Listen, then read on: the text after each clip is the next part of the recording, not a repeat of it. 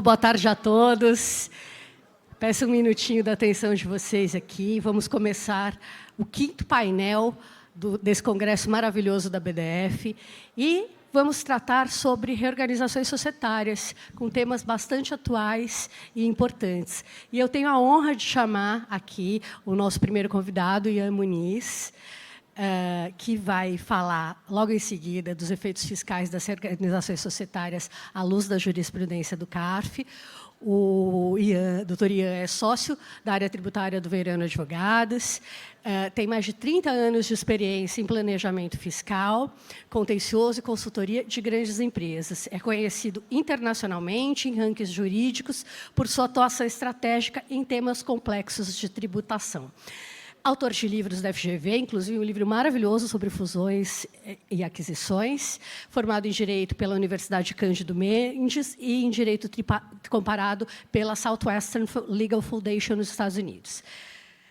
Esse é o nosso primeiro convidado. A nossa segunda convidada, a Viviane Casanova, que vai falar depois sobre os efeitos fiscais de cisão e a jurisprudência do CARF. Ela é advogada, sócia da área tributária de BMA Advogados, conselheira da BDF, presidente da Comissão de Direito Tributário da Ibradim, diretora da Associação de Tributaristas Cariocas. É um prazer tê-la aqui conosco, Vivi. Obrigada. Nosso próximo convidado é o Jaime Andrade Filho, que vai falar sobre o impacto da reforma tributária nos M&As. Ele é advogado e contador, tem mais de 30 anos de experiência em consultoria tributária em empresas nacionais e internacionais. Obrigada, Jaime. Nosso próximo convidado, acho que ninguém conhece, é um jovem do direito tributário, o professor Ricardo Maria de Oliveira, maravilhoso, que vai falar sobre os limites do planejamento tributário na jurisprudência. É advogado tributarista desde 1961, presidente do IBDT, atualmente conselheiro vitalício do IBDT, autor de um livro que é incrível, eu tenho certeza que todos nós temos ali, porque é uma obra indispensável na biblioteca de todo mundo, que é o Fundamentos de Imposto de Renda. Nossos próximos convidados serão Leonardo Alfradique Martins, que vai falar sobre o entendimento do CARF em relação à AGE Empresa Veículo, que é presidente legal da Câmara Britânica e advogado. E, por último, mas não menos importante, meu querido amigo Rodrigo Brunelli Machado, que eu conheço desde 1992, eu tenho que pontuar isso, já que estamos falando em datas, e que vai falar sobre o impacto do regime de preço de transferência na reestruturação de negócios. Rodrigo tem LLM em Direito Tributário Internacional por Leiden, diretor do Instituto de Pesquisas Tributárias, sócio do Lioacanto, e meu amigo desde 1992, que eu acho que considero o título mais importante dele. Muito obrigada a todos. E vamos começar agora o nosso painel. Eu vou passar a palavra para o professor Ian, que vai tratar da reorganização societária à luz da jurisprudência do CARF. Temos muitas discussões, né? 15 minutos serão insuficientes. O PowerPoint... Professor, eu tenho uma apresentação.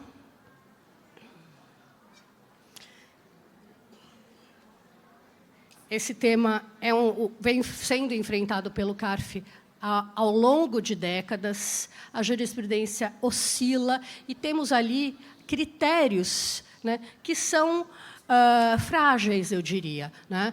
A jurisprudência brasileira assimilou alguns critérios como abuso de direito, fraude à lei, abuso de formas, empresas veículos.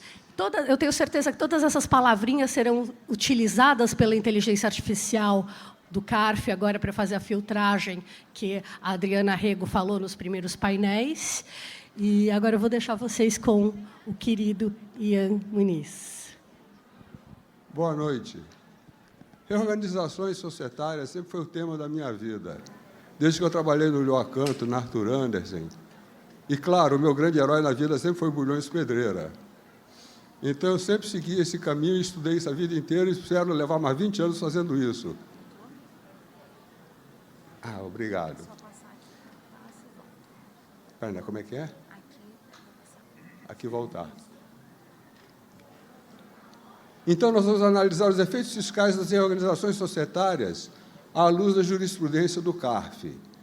Eu nunca fui exatamente um litigante, mas eu já passei umas boas noites lá no CARF apanhando.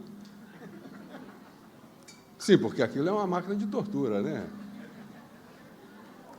E esse é um assunto que sempre eu acho imensamente relevante e importante para o nosso progresso como país.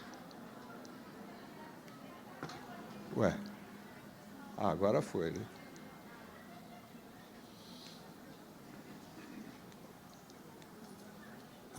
Ótimo.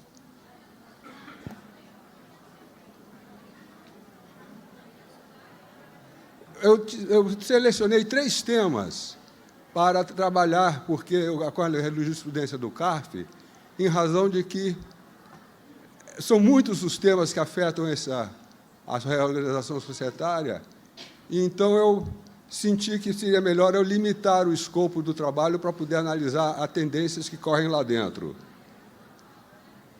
Então, eu selecionei o drop-down, que eu... Tá certo. É o drop-down, que, para mim, o CARF tem uma interpretação que é absolutamente abstrusa. Temos a incorporação de ações, que é uma área em que eu acabei mudando de opinião ao longo do tempo. Eu sempre achei que era aumento de capital. Hoje em dia, eu aceito que deveria haver o diferimento. Vou explicar melhor por que eu penso isso. E empresa-veículo, que é um assunto super manjado, mas que até hoje ainda está meio mal resolvido. Como é que... Não está indo, não.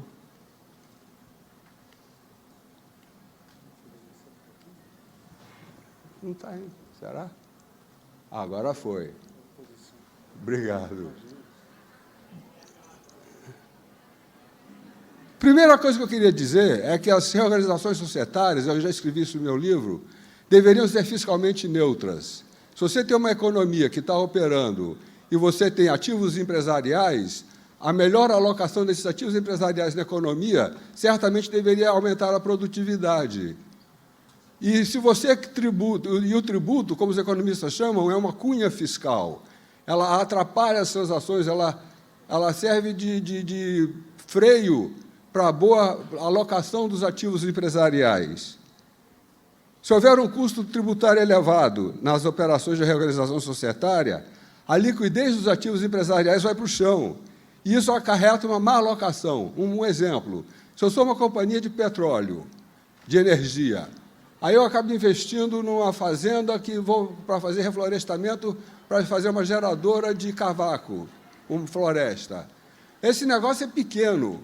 Se, em um dado momento, essa empresa olha e diz, puxa, esse negócio aqui não nos interessa, foi uma aventura, uma experiência, mas a gente gastou algum dinheiro, mas não interessa, vamos focar no nosso negócio. Se eu vou focar no nosso negócio, eu vou vender essa coisa, porque, para mim, ela me traz lucro e traz preocupação. Mas, para o empreendedor ali na esquina, pequeno, ele pode pegar aquele projeto e fazer ele ficar imensamente lucrativo. Situações como essa eu já vi muitas vezes na vida. Então, a livre movimentação de ativos não deveria ser tributada.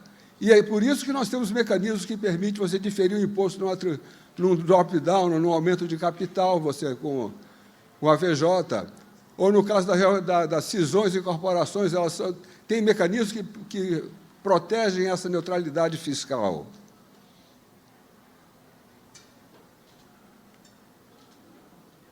No drop-down, ele mostra uma das esquisitices da Receita Federal. Eles dizem que o drop-down, na realidade, não é um aumento de capital, ele é simplesmente uma cisão. E por que uma cisão? Porque você contribuiu para uma subsidiária não apenas ativos, mas também passivos, normalmente operações de trespasse. Então, a Receita Federal adotou o posicionamento de que isso não seria um aumento de capital, mas sim uma cisão. Por quê? Por causa de transações trianguladas. Ou seja, imaginem que a empresa A tem é o caso JBS, eu vou citar aqui agora. Eles tinham a Bertin Limitada, contribuíram para a Bertin SA. Em seguida, a Bertin SA foi adquirida e incorporada dentro da JBS. Só que a limitada, no começo, tinha passivos tributários. Se você dissesse que era aumento de capital, você caía no 133 do CTN, e a sua responsabilidade seria secundária. Se você fizesse como cisão, a responsabilidade entre a JBS e o Bertin Limitado era solidária. Então, a Receita Federal criou essa engenhoca, que é dizer que, se você contribuiu ativos e passivos numa operação de trespasse, isso será tratado como cisão e não como incorporação. O que, para mim, é uma cretinice absoluta, porque há diferenças nítidas e claras entre uma operação e outra. Eu analisei 6 casos, tem muito mais, mas eu limitei minha análise a esses 6 casos, e o que eu verifiquei é que 5 são desfavoráveis ao contribuinte, apenas uma favorável ao contribuinte. Isso me parece um tanto estranho, mas fazer o quê?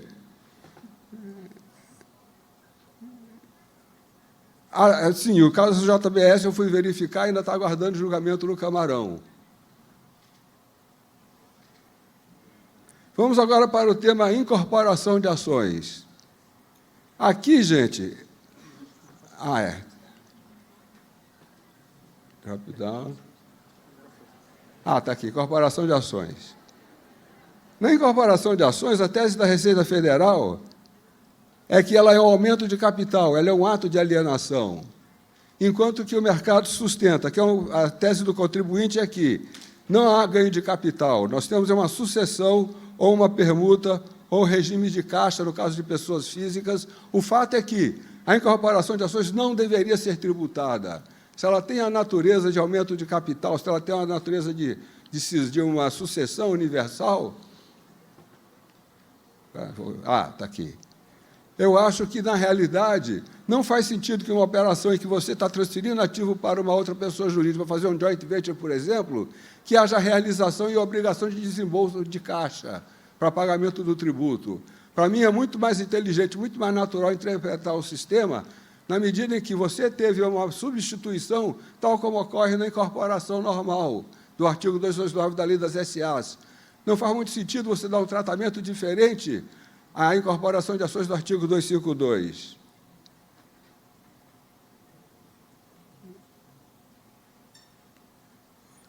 Não. Aqui. Nesse caso aqui, o que nós descobrimos? Que a tese de sucessão, no começo, digamos, 15, 20 anos atrás, ela prevalecia no CARF. Mas, ao longo do tempo, houve uma mudança de opinião lá dentro. Eu diria que isso é uma bola dividida, mas de 55 decisões, 9 são favoráveis ao contribuinte, 46 contra. E praticamente todas as decisões favoráveis ao contribuinte são bem antigas, mais de 20 anos, 15, 20 anos. Recentemente, eu diria que, de certa forma, se consolidou no CARF a tese de que isso é tributável, mais ou menos como no artigo 23 da Lei 9249. Eu acho que não há realização em nível da pessoa física, pessoa física, deveria prevalecer o regime de caixa, e eu acho que deveria ter o mesmo regime tributário aplicável à incorporação, à cisão ou à fusão. Eu acho uma interpretação muito mais razoável. E vejam, uma das primeiras decisões que houve, que foi a do Newton Cardoso, como ele era uma figura eminente e poderosa, é claro que ele ganhou no CARF. Se fosse a pessoa física ali da esquina, possivelmente não teria o mesmo sucesso. Agora vem a questão da empresa veículo. Essa, então, gente, é totalmente cretina, vai contra tudo que eu aprendi na vida. Porque a empresa veículo é um instrumento jurídico extremamente utilizado. Qualquer pessoa que trabalha em banco, que trabalha em grande empresa, sabe que você cria empresas que podem ter uma vida efêmera, mas ela está tendo uma utilidade. Se não tem simulação, se não há nenhuma daquelas características que configuram abuso de direito, ou simulação, ou fraude ao direito, etc., eu não vejo razão por que não poderia usar a empresa veículo. E, além disso, ela tem uma quebra de isonomia entre o capital estrangeiro e o capital nacional. Porque, se eu sou uma empresa estrangeira e eu vou comprar uma empresa no Brasil, se eu sou o efetivo adquirente, como eles dizem, e eu não posso interpor uma holding no meio, não vai haver ágio. É exatamente o que eu vou mostrar. Então, de todos aqueles temas que houve de empresa do ágio, vamos lembrar aqui que a dedutibilidade do ágio, do goodwill, da mais-valia, ela tem um problema imensamente ideológico, porque o artigo 7º da Lei 9532 foi criado na época da privatização para poder tornar mais apetitosas as empresas que o governo queria vender. Só que isso foi feito no governo Fernando Henrique. Depois disso veio o Lula e aconteceu o que a gente sabe. Eu, ao longo da minha vida, devo ter trabalhado com umas 40 operações de incorporação, de aproveitamento de ágio. 38 foram questionadas. Então, eles criaram toda sorte de oposição às operações de aproveitamento do ágio. E o aproveitamento do ágio, gente, é uma coisa muito simples. Você pode ter um share sale ou um asset sale. Se você tem um share sale, você comprou a empresa, você tem uma participação societária sujeita ao MEP, que você avalia pelo valor justo. Já no asset sale, você compra o ativo e o que você pagou já vira o seu custo de operação. O que acontece? Se você incorpora, você chega ao mesmo resultado e deveria ter o mesmo resultado se você tivesse comprado o ativo diretamente. Mas a Lei 12.973, nesse ponto, é injusta, porque ela aceita a dedutibilidade do goodwill da incorporação de ações, mas não aceita na venda de ativos, na venda de um negócio. Qual é a consequência disso? No Brasil, ninguém compra ativo, todo mundo só compra ações, porque nas ações você tem a possibilidade de deduzir a goodwill e a mais-valia, o que não é verdade no asset sale. Veja aqui o exemplo que eu dei. Imagina um investidor não residente. Se for pela cabeça do CARF, da Receita Federal, o investidor não pode comprar diretamente a Target porque... Ah, beleza, eu sou o rei de fazer isso. Agora foi. Então, essa interpretação ela simplesmente nega ao investidor não residente um benefício que a lei dá a todos os contribuintes. Então, vejam que eu cruzei de vermelho o que o investidor deveria fazer na opinião do CARF, e eles não deixam que seja feito você utilizar uma empresa veículo. Ou então, tem uma outra situação que também é a mesma situação, é parecida. Eu sou uma companhia aberta. Todas as minhas divisões operam por subsidiárias. Eu vou comprar um novo negócio, mas eu não quero incorporar ele na companhia aberta. Está aqui. Se eu não quero incorporar na companhia aberta, eu vou ter que criar uma holding no meio para servir de veículos de compra para poder aproveitar. E a Receita Federal não aceita isso.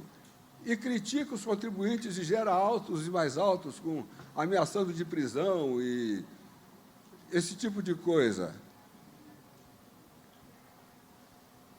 Era o que eu tinha para dizer, gente. Muito obrigado. Uma boa noite.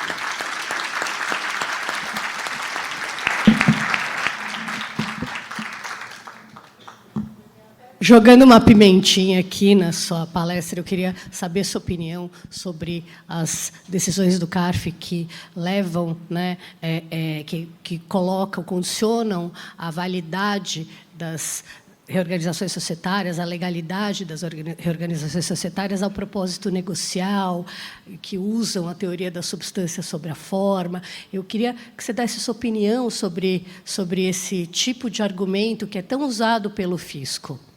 Olha, isso é uma história longa.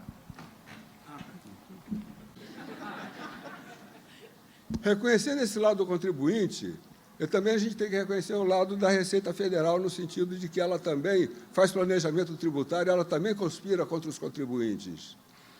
Eu sempre digo que é uma brincadeira de ter não tinha um propósito negocial.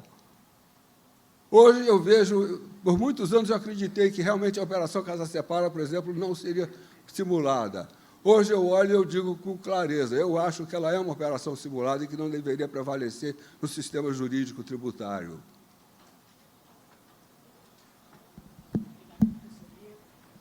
Muito obrigada por suas considerações. Acho que realmente a gente tem uma evolução de conceitos, e aí tenho certeza que a palestra do professor Ricardo Mariz vai trazer isso. Até para me preparar aqui para estar nesse painel, eu li um artigo dele publicado na revista do IBDT em 2021, que fala sobre os critérios usados pela jurisprudência do CARF. Eu tenho certeza que ele vai trazer aqui elementos bastante interessantes a seguir para a gente tentar destrinchar essa linha tênue, né, do planejamento tributário, aquele que é legítimo e aquele que não é. E, antes disso, eu vou passar a palavra para a Vivian Casanova, que vai falar sobre Dimming Cost e cisões, os efeitos fiscais e a jurisprudência do CARF. Obrigada, Vivi.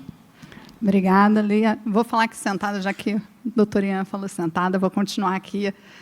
Primeiro, dar boa tarde a todas e a todos que estão aqui, agradecer à BDF pelo convite, na pessoa da professora Betina, do Gustavo e da Dani Brigagão, esse casal que encanta a BDF, né, e faz dessa associação realmente um grande difusor do conhecimento tributário, né, e principalmente no Rio de Janeiro, e tá aqui, que pelo menos eu que sou carioca, para mim é um privilégio, e estar com tantos amigos e tantas amigas aqui hoje.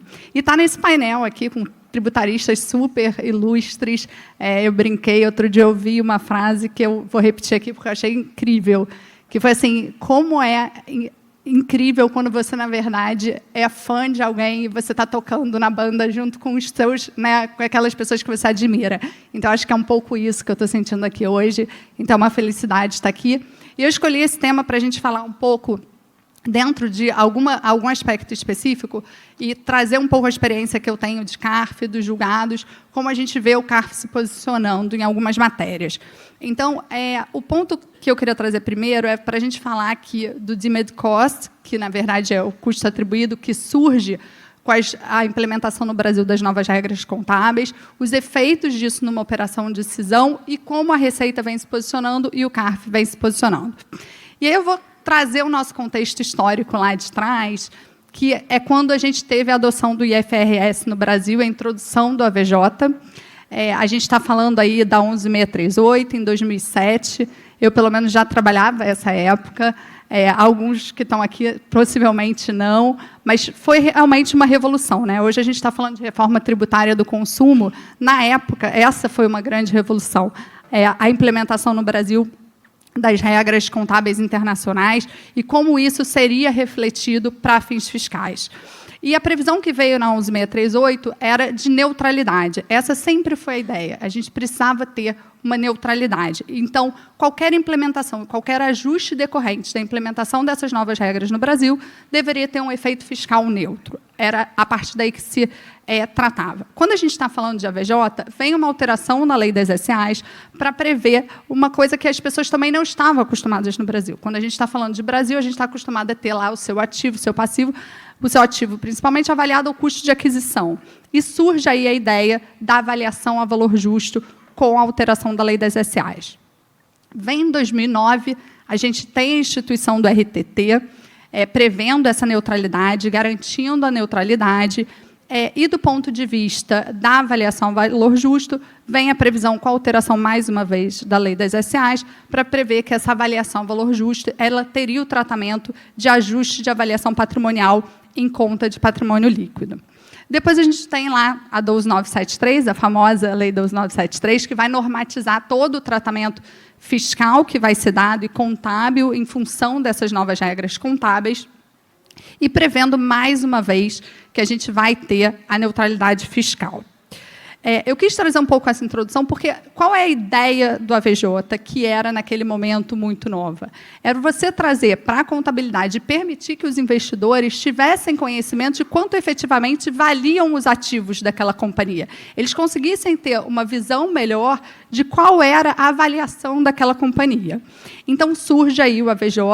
A gente tem que pensar que, quando você faz esse ajuste, a gente está falando especificamente, seja para mais ou seja para menos, a gente está falando de uma mera expectativa de um ganho ou perda. Não tinha nenhuma certeza, porque a gente não estava ali realizando nenhuma operação, a gente estava imaginando, estimando qual seria aquele valor justo a partir de uma operação entre partes não relacionadas, uma operação de mercado. Então, a gente tem aí uma mera ficção contábil. Quando a gente traz o ICPC 10, que ele vai trazer exatamente a ideia de deemed cost, que era o que eu queria entrar aqui, a questão de custo atribuído, ele permite que, na adoção inicial das novas regras contábeis, o contribuinte pudesse avaliar o valor do seu ativo que tivesse com custo substancialmente superior ou inferior ao valor, ao seu valor de mercado. E aí, trazendo como contrapartida, como eu mencionei, o ajuste de avaliação patrimonial no patrimônio líquido. Isso, então, é o que se chama de custo atribuído, que é definido ali naquele momento da noção inicial das novas regras contábeis. A Lei 12.973, ela traz 3 tratamentos específicos para o que eu queria trazer aqui para vocês, que é o artigo 13 e 14, que traz a regra de neutralidade, né, que os ganhos e perdas de AVJ, na ideia de neutralidade, eles não teriam efeito fiscal, desde que eles fossem evidenciados em subcontas como outros ajustes realizados à época. A questão da tributação no momento da realização do ativo, que também é uma regra comum a outros ajustes previstos na legislação. A gente tem a regra dos artigos 64 e 66, que era a questão da adoção inicial, qual era o tratamento que ia ser dado a esses ajustes que eram feitos no momento da adoção inicial.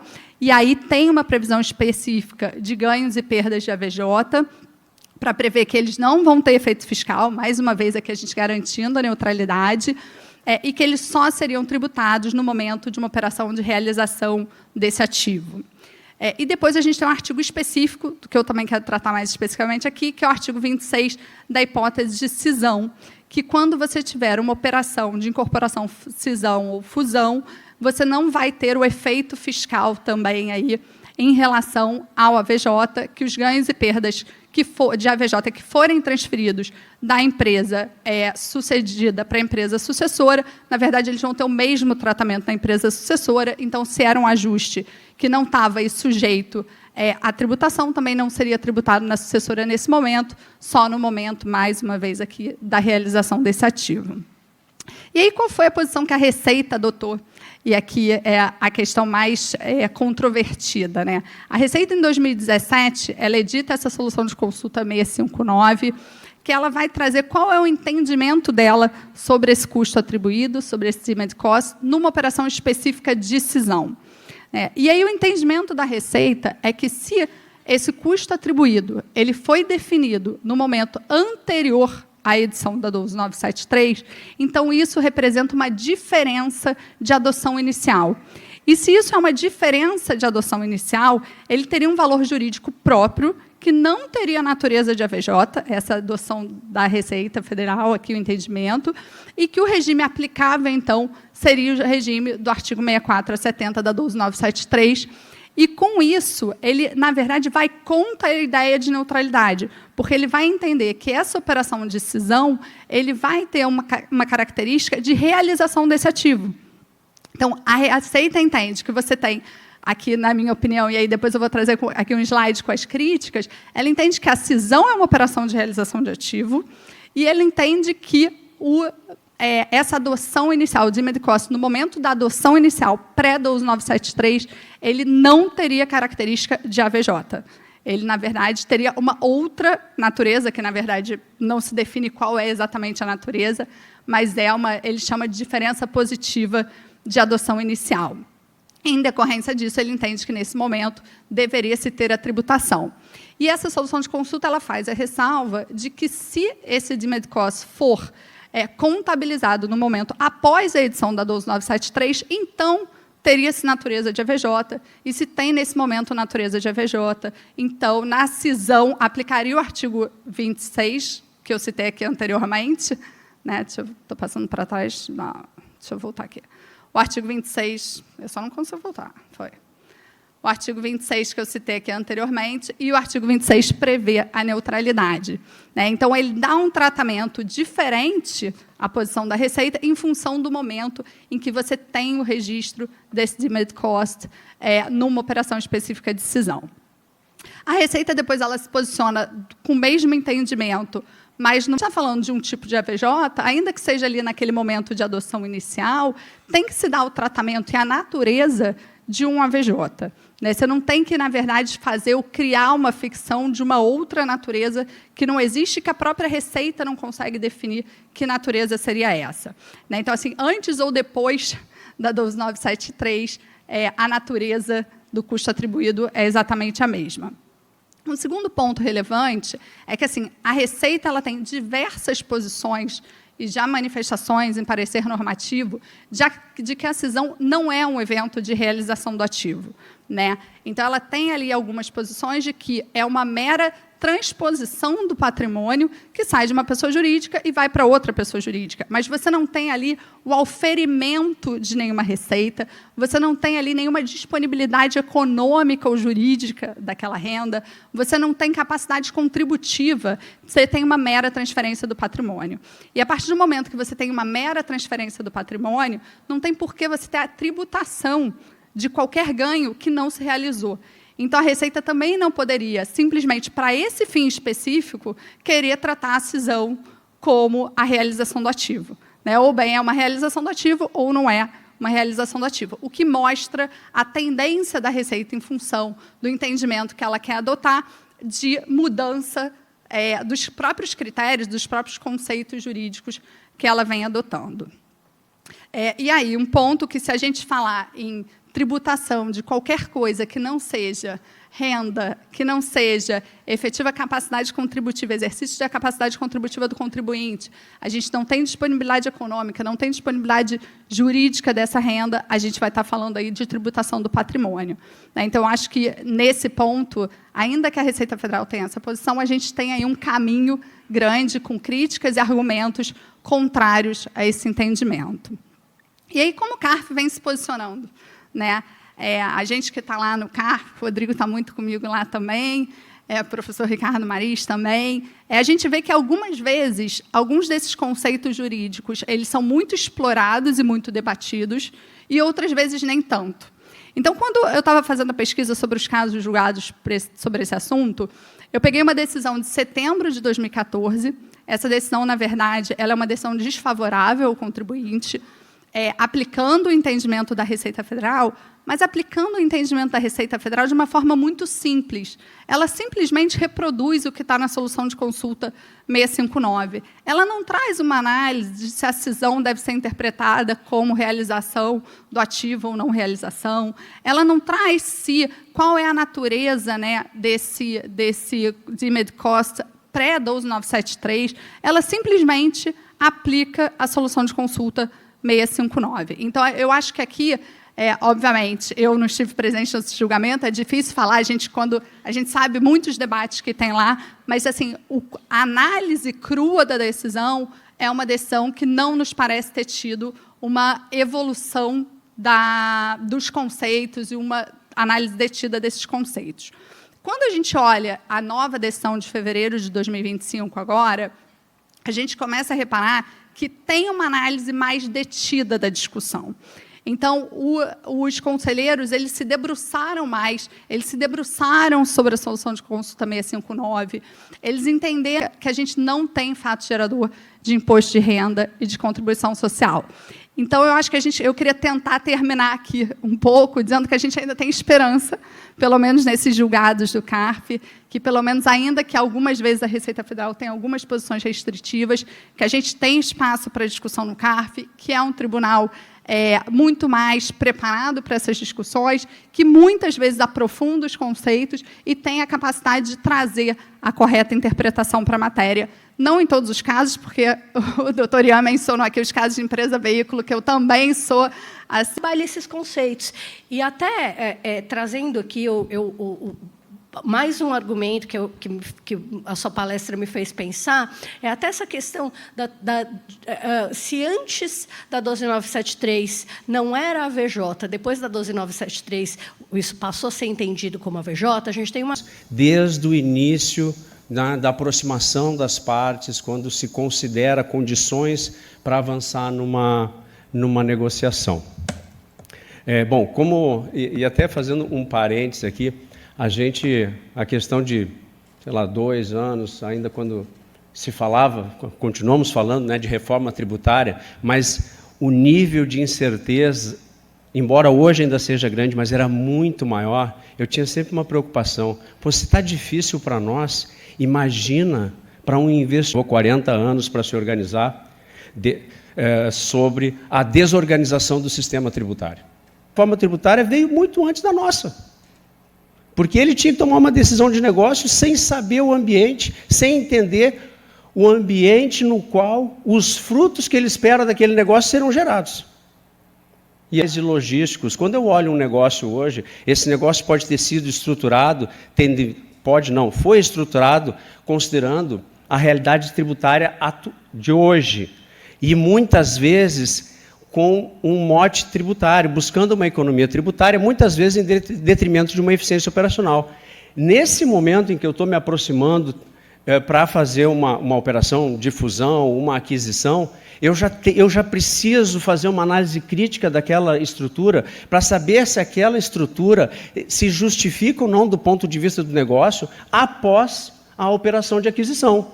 Se ela não se justifica, eu preciso pensar hoje, né, que movimento eu preciso fazer para trazer o melhor valor daquela nova estrutura. Até porque, mantida a estrutura atual, eu posso chegar ao entendimento que ela tira valor do negócio. Então, isso já influencia o próprio valuation. Eu posso estar oferecendo um preço maior ou menor para um negócio sem saber porque eu não fiz a diligência adequada. Eliminação gradual de incentivos fiscais, obviamente, isso aqui talvez seja o mais claro de todos. Se tem um negócio que conta muito com incentivo fiscal, e é comum nós vermos negócios em entidades específicas que o lucro contábil até é inferior, por exemplo, a um crédito presumido de ICMS que ela goza. E não só na empresa, na cadeia. Isso precisa ser entendido. Considerações no SPA. Será que a redação atual do SPA, não só do SPA, mas de outros contratos de fornecimento, elas garantem uma segurança que eu preciso para, eventualmente, renegociar preços de um fornecimento? Quando é só um aumento de alíquota, é muito fácil. Outros com redução. Naquele que tem aumento de carga tributária e no preço, uma tributação muito maior, uma mais ampla base de desconto de créditos também é importante, a própria eliminação dos incentivos fiscais, eu preciso trazer tudo isso para essa modelagem financeira e considerando também o período de transição. Precificação. A precificação é afetada. Eu preciso saber, dependendo da estratégia de precificação de cada negócio, cada linha de recuperar é no resíduo tributário, ou eu vou buscar uma eficiência operacional que eu não tinha, sem sombra de dúvida. Eu tenho esse problema também, ou essa preocupação com negócios já concluídos. Se eu tenho cláusulas para pagamento de preço contingente sujeito a atingimento de metas, essas metas serão ou não afetadas por conta da reforma tributária? Se serão, como eu vou tratar esse tema? Se eu tenho exercício, a opção, o pagamento de earn-out, a opção, o put call, o call option, isso vai prejudicar, o direito de alguma parte interessada, eu preciso ver isso hoje. Então, isso afeta, inclusive, as operações que já aconteceram. Realocação de atividades, esse tema está diretamente relacionado à extinção dos incentivos fiscais e, obviamente, vai ter que levar em consideração o custo da mão, não só custo da mão de obra para o local onde eu pretendo me dirigir, mas também a disponibilidade da mão de obra. Preço de imóveis, qual o benefício, que ganho logístico eu vou ter, e isso, de novo, tem que estar capturado, minimamente estimado numa modelagem financeira. Ah, Jaime, mas não é o tributarista que vai fazer nesse nível de detalhe. Não será ele, mas ele será peça importantíssima no time para chamar atenção para essas questões e validar as premissas que... Vai fazer sentido essa segregação? E aí tem um cuidado, porque virou a chave, eu desmancho tudo, eu posso ter um passivo para trás, que eu, né, não, né, se eu não tenho propósito, já não tinha um propósito negocial legítimo para manter essas atividades separadas, simplesmente virar a chave e eu juntar tudo é literalmente um tiro no pé. Então, tem que ter cuidado. Mas eu quero chamar a atenção para essa questão de que, realmente, a segregação em entidades diferentes pode não mais fazer sentido. E aqui um detalhe importante, até mesmo, e é comum também em alguns setores, principalmente de energia, eu ter atividades, não só negócio. O negócio sofre muito mais do que o profissional do direito tributário que tem a obrigação de garantir o compliance, fazer a arrecadação, etc. O negócio pode sofrer, e aí que está a grande contribuição que o profissional da área tributária... Pegar desde contabilidade, todas as atividades, logística, é uma reforma de negócio que tem que ser realmente analisada com esse olhar multidisciplinar e amplo. E agora, sem mais delongas, eu vou deixar para a estrela da tarde, o querido professor Ricardo Mariz de Oliveira, que vai falar aqui sobre os limites do planejamento tributário. E é uma honra tê-lo aqui conosco nesse painel.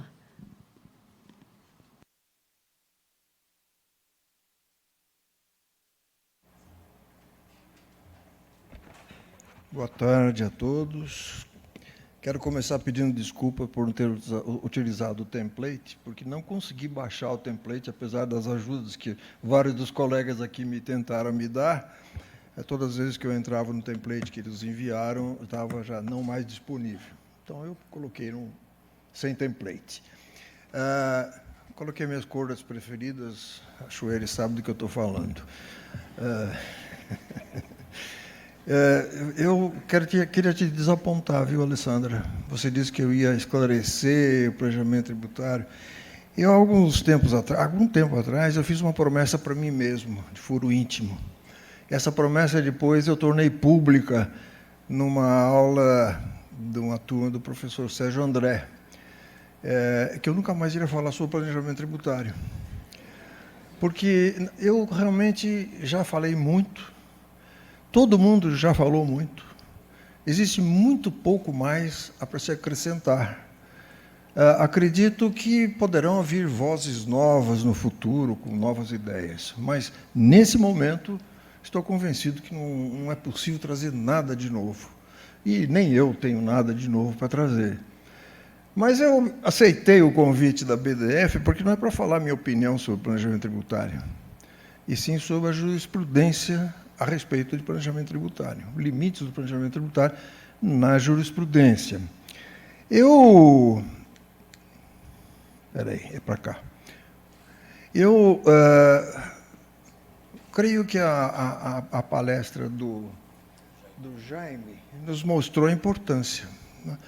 Ninguém faz nada na vida, nós todos não fazemos alguma coisa sem nos planejar, né? E a empresa, muito menos. A empresa planeja tudo, né? Ela planeja a localização estratégica, onde ela vai adquirir matéria-prima, que tecnologia vai usar, enfim. E poderia a administração pública ou apenas o judiciário desconsiderar os atos jurídicos dissimulados, ou que dissimulam a ocorrência do fato gerador.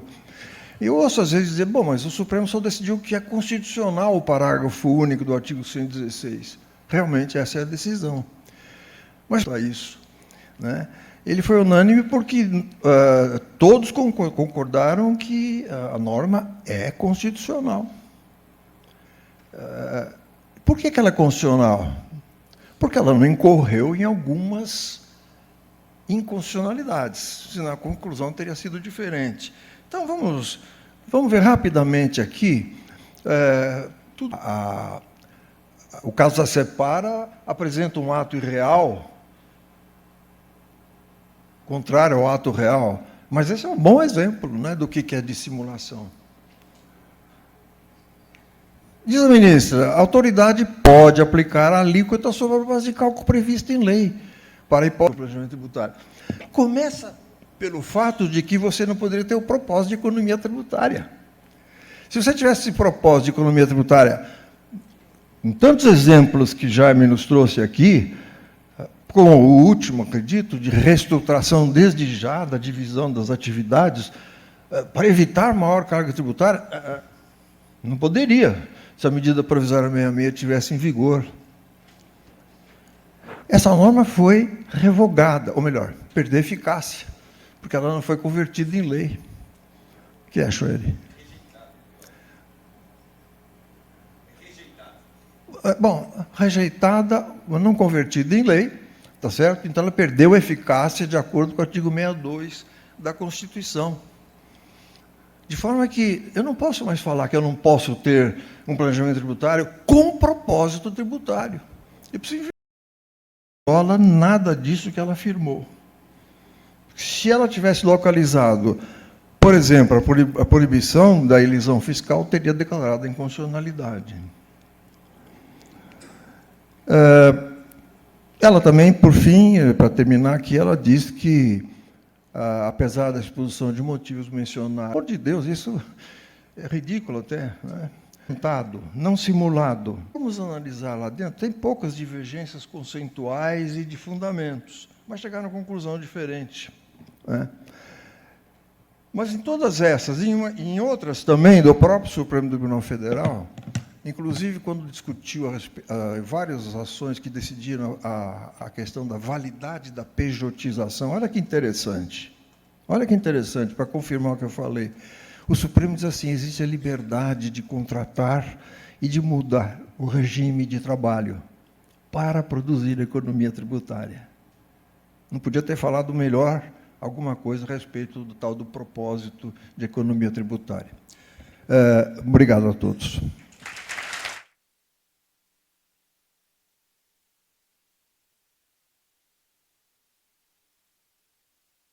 Obrigada, professor Ricardo. Não me desapontou nem um minuto e fico feliz que o senhor tenha voltado atrás e volte a tratar do tema de planejamento tributário, porque sempre aprendo muito. Não, então, teremos que reler todos, convido todos a ler o artigo do professor Ricardo na revista do IBDT, é um artigo de 2021, muito bom, muito como tudo que ele escreve, e nesse artigo me chamou a atenção que eu acho que muito que foi feito aqui, falado aqui na palestra, o contribuinte ele não é obrigado a realizar o fato gerador da obrigação tributária. Ele não está obrigado a organizar o seu negócio do método mais oneroso, né? Então, realmente, existe, toda organização ela vem para ter lucro, reduzir custos, e isso faz parte de ser um administrador probo, de ter, né, uma empresa lucrativa. Então, acho que é bastante importante, é sempre maravilhoso ouvir o professor Ricardo Maris de Oliveira. Agora eu vou passar a palavra ao Leonardo Alfradique Martins, que vai falar sobre dois temas que são muito discutidos no CARF, que é o ágio interno e empresa-veículo. E pode até comentar depois. Boa tarde a todos. Professor Ricardo, antes de mais nada, eu sei que o senhor tem um horário. Se você quiser sair no meio da minha exposição, fique absolutamente à vontade. Tá. Boa noite. Antes de mais nada, um agradecimento à BDF, uma congratulação à organização do evento, que está lindo, está super funcional, tudo funcionando. Parabéns. O tema que me coube, eu acho que aqui nesse painel, cumprimentando meus colegas de painel, eu acho que eu sou o único puro sangue de contencioso, um advogado de contencioso fala de pé.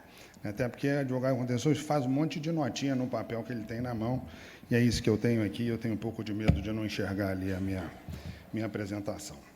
Então, eu vou falar de ágio, tá? Na jurisprudência do CARF, tá? Eu não vou falar da jurisprudência, ou vou pincelar a jurisprudência judicial, porque teremos um painel específico nos próximos dias tratando do ágio na jurisprudência. Boa parte, pelo período pós-Elote, então o CARF veio muito reativo às teses dos contribuintes, então tudo era fraude, tudo era dolo, às 12.973, aí sim há uma vedação expressa para o ágio interno, e aí não intenção de que sejam exaustivos esse levantamento, mas qualidade. Então, houve empate, os contribuintes venceram. São justamente esses dois casos que mencionam o nome das entidades, dizendo da rentabilidade futura do negócio.